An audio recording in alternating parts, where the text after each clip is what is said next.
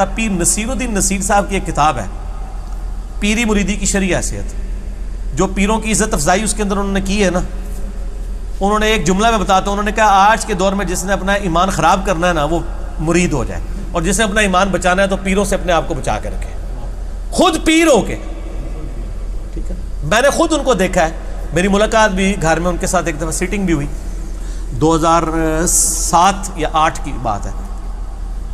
تو ان کے پاس میں نے دیکھا ایک وہ بوڑھی سی عورت آئی، وہ پیسے لے کے نا ہاتھ میں پکڑا لیں یوں اٹھا کے پڑے پھینکے، کہنی بی بی اللہ کو لو مانگ، پیر کے کر سکتا ہے. بے شک یہاں بھی جیل میں تقریر کر کے گئے نا، ایک بار ہی بلایا، دوبارہ انہوں نے بلایا ہی نہیں ہے.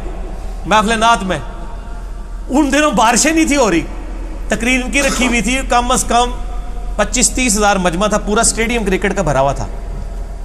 اس کے بعد یہ تارا جمیل صاحب کا جلسہ اتنا بڑا ہوا ہے جو وہ ہوا تھا، مریدوں نے بلایا، انہوں نے کہا تسی کہندے پیر دیندے نے تے سارے پیر لے آؤ نا، بارش کرو، نہیں دینا جے لے لو، اودی مرضی جو دے گا. بے شک اسی لیے تو کہتے آخری وقت جو جی وہ وہابی ہو گیا سی، جی یہ ہو گیا سی، وہ ہو گیا سی. اگر وہ وہابی ہو گیا سی تو پھر تہاڈی بزرگی چ کمی ہے کہ تہاڈی اولاد بھی ہو کے تہاڈے سلسلے چ بھی ہو کے وہ گمراہ ہو گیا. پیر تو اسی لیے کیا جاتا ہے نا تاکہ آپ گمراہ نہ ہو. اگر پیر ہی خود گمراہ ہو جائے، مریدوں کو چھوڑ دیں، اگر پیر گمراہ ہو رہا ہے تو بڑے بزرگوں کی بزرگی سٹیک پہ لگ گئی ہے جن کی وجہ سے وہ بیٹھا ہوا ہے.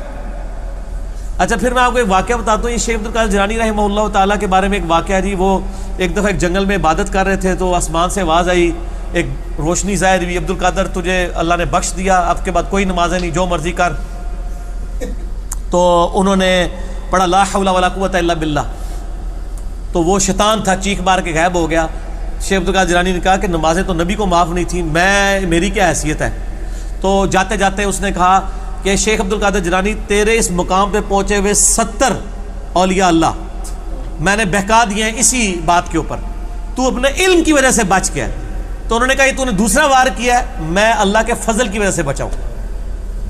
یہ اللہ اکبر اس واقعے کی میں انجین نہیں کرنے لگا ہوں کہ سر وہ جو 70 غوث تھے جن کو شیطان نے اونا منہ کر کے دوزخ میں پہنچایا ہے، ان کے لاکھوں مرید کدھر گئے؟ 71 چوں ایک ہی بچا جے، 70 نو تو شیطان لے گیا جے. تے سانو کے پتا ہے تسی جڑے پیر ساڑے بنا رہے ہو انہاں نال کی ہونا ہے. اگر غوثہ نہ لے ہویا ہے تو پھر ہم کہتے ہیں اس کو اپنا پیر مانے جس کی گارنٹی قرآن میں ہے، ما ضل صاحبکم وما غوا، تمہارے نبی نہ کبھی بہک کے ہے نہ کبھی بیرا چلے. اور یہ اعلیٰ حضرت نے خود لکھا ہے، اعلیٰ حضرت کی ایک کتاب ہے بیت و خلافت، بیت و خلافت کتاب ہے اعلیٰ حضرت کی، وہ میں نے اس میں حوالہ دیا ہے. اس میں انہوں نے لکھا ہے کہ یہ جو بایزید بستامی کا قول ہے نا جس کا کوئی پیر نہیں، اس کا پیر شیطان ہے، یہ محض باطل ہے. تحقیق ہر سنی مسلمان کا پیر محمد رسول اللہ صلی اللہ علیہ وآلہ وسلم. ٹھیک ہوگا جی. تو یہ اعلیٰ حضرت خود کہہ رہے ہیں کہ بایزید بستامی نے جو بات کی ہے یہ باطل ہے. پھر قرآن میں تو بیعت آئی ہے اللہ کی، سورہ توبہ میں آیا اللہ تعالیٰ نے مومنین کی جانیں اور مال جنت کے بدلے میں خرید لی ہیں، اس بیعت پر خوشیاں مناؤ. سر جب میری بیعت ہوئی ہوئی ہے اللہ سے اور اس کے رسول سے صلی اللہ علیہ وآلہ وسلم، تو میں چھوٹے موٹے پیر کیوں پڑھا جنہوں نے منو روٹی دے کے پالنا پہ جائے.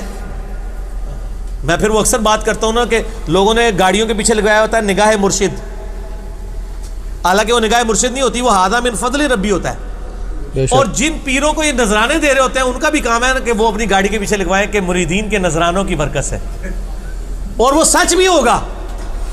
یہ تو جھوٹ ہے نگاہ مرشد، یہ تو بیچارہ پورا دن ٹیکسی چلا رہا ہے، پیچھے لکھا ہوا ہے بری بری امام بری کر دے کھوٹی قسمت ہری، اور جا کے امام بری کے وہاں پہ مزار کے اوپر جا کے چندہ بھی دے رہا ہے.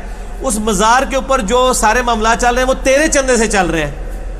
یہ تو ہونا چاہیے اس مزار پہ لکھا ہو کہ ٹیکسیوں والے اور غربا کی نگاہ کرم سے. یہ سچائی ہوگی.